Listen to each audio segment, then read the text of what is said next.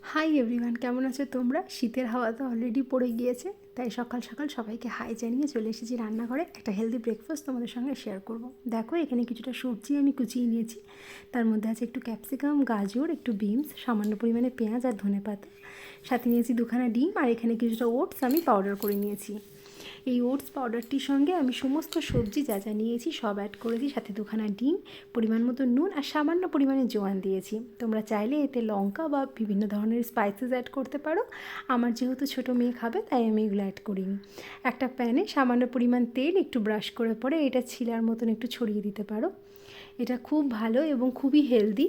যেসব বাচ্চারা সবজি খেতে চায় না তাদেরকেও এটা বানিয়ে দিতে পারো, তারা আরামসে খেয়ে নেবে। যেহেতু ডিম দেওয়া আছে তাই খুব ইজিলি এটা ফ্লিপও হয়ে যায়। এটা উইদাউট অয়েলও বানানো যায়। যে কোনো ডিপ, টমেটো কেচাপ, মেয়োনিজ এগুলোর সঙ্গে এটা সার্ভ করতে পারো। এটা কিন্তু ভীষণ ভালো, আর আমার মেয়েটা ভীষণ ভালোবাসে। তো চলো, আজকের মতো এ পর্যন্তই। টাটা।